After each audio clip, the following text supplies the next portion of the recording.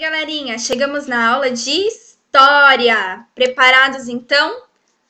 Antes de entrar no assunto de hoje, a prof vai dar uma recapitulada no que nós já vimos até agora. Eu sei que vocês já viram que é um bairro, né? O título do nosso capítulo já é Cada Bairro uma História. Nós já falamos sobre isso.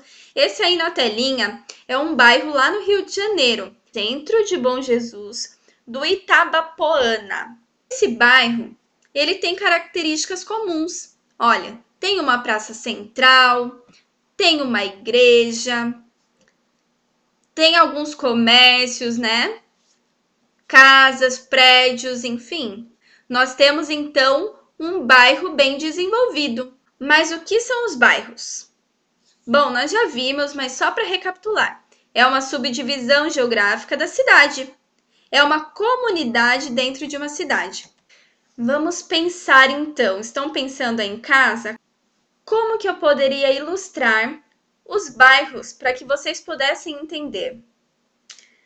Eu pensei aqui e eu já sei. Olha aí na telinha. Toda cidade tem um centro.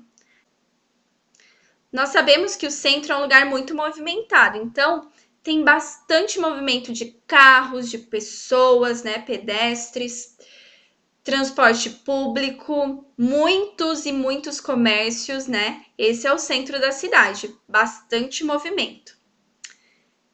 E é um lugar bem desenvolvido. Os bairros seriam essas bolinhas que ficam ao redor do centro. Olha o tanto de bairros. Então, numa cidade, eu tenho o centro, lugar mais movimentado, fluxo de pessoas, de carros, comércio, mas eu também tenho as subdivisões, que são os bairros. E nesses bairros eu também tenho comércio, praça, igreja, então são características dos bairros. Imagine se só o centro tivesse isso. Só no centro tivesse escola, só no centro tivesse igreja, só no centro tivesse supermercado e não tivesse essas subdivisões de bairros com a estrutura, né, que eu acabei de falar. Todo mundo teria aqui no centro e ele já é cheio, né? Imagine se os bairros não tivessem essa estrutura. E se as cidades não fossem divididas por bairros? Imagina só? Ia ser muito difícil.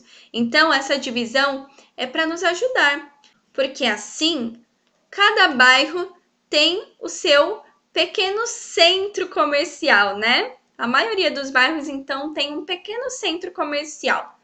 Um lugar assim onde tem bastante lojas, tem banco, tem supermercado, onde você consegue encontrar de tudo um pouco, né?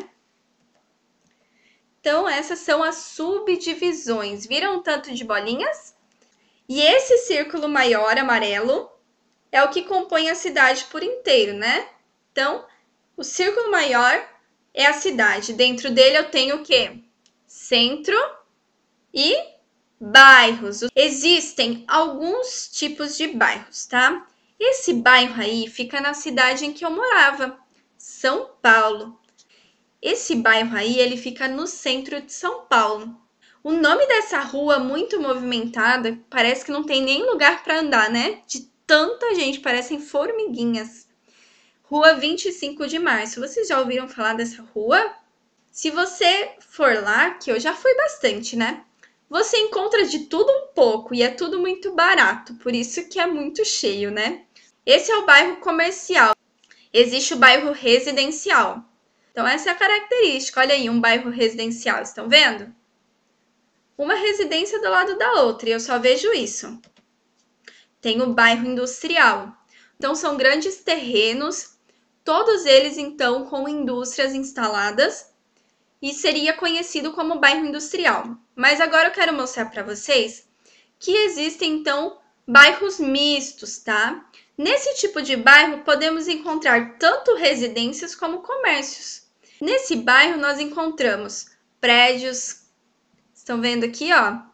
Prédios residenciais, só que eu também tenho comércio, tenho a avenida principal, bastante movimentada, comércios, mas eu tenho casas, então esse seria um bairro misto. Eu tenho tanto residências quanto comércios. Chegamos na página 60 do livro. Abra o seu livro, página 60, que diz assim: quilombos nas cidades. Vamos ler juntos?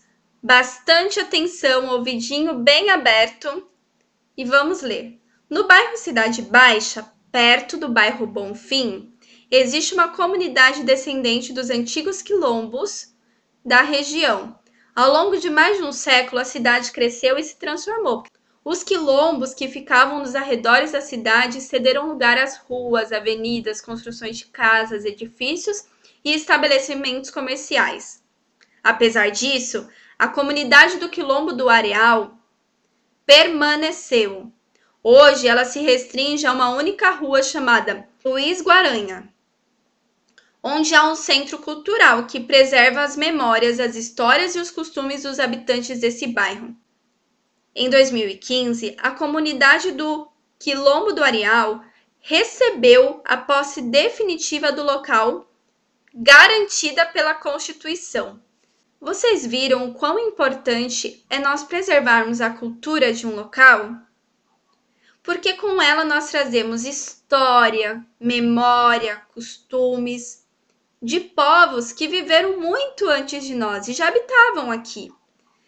E é isso que aconteceu com os quilombos. Eles estavam aqui, só que as coisas foram acontecendo, as ruas foram sendo construídas, a cidade foi se desenvolvendo por bairros, os bairros foram se desenvolvendo, muitas construções foram acontecendo e eles precisaram sair do lugar onde eles estavam.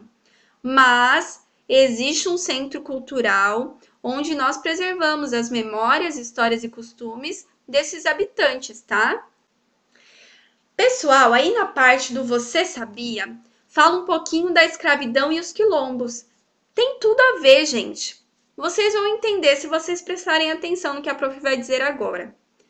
Há muitos anos atrás, nós sabemos que existia um período de escravidão aqui no Brasil. Sabe o que eles faziam nessa época? Traziam pessoas da África para trabalhar aqui nas fazendas ou nas minas de extração de metais preciosos que existiam, e até mesmo nas cidades como vendedores, tá? Só que o trabalho era muito pesado. Eles não tinham liberdade. E se eles quisessem fazer alguma coisa por conta própria, eles não podiam. Eles recebiam até castigos, tá? Quando eles se recusavam a não realizar o trabalho, por exemplo. E alguns, de tão indignados com a situação, resolveram fugir. E aí eles fugiram e formaram ali comunidades. E essas comunidades, então, foram chamadas de quilombos. Por isso que é importante entender a escravidão, porque a partir dela, com a fuga dos escravos, que foram formadas as comunidades de quilombos. E apenas em 1888, a escravidão foi proibida no Brasil. Agora nós vamos fazer esse exercício juntos, tá? Exercício 4 da página 61. Vamos fazer juntos?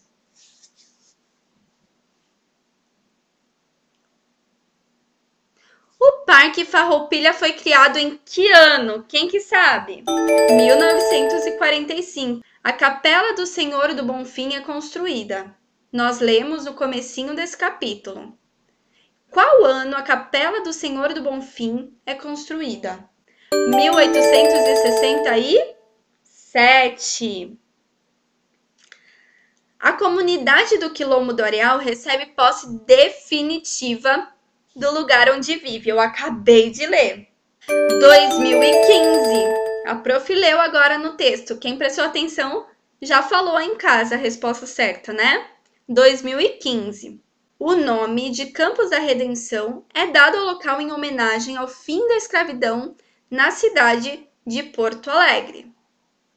Tchan, tchan, tchan, tchan. Qual é a resposta certa? Só falta mais uma, né? Agora ficou fácil.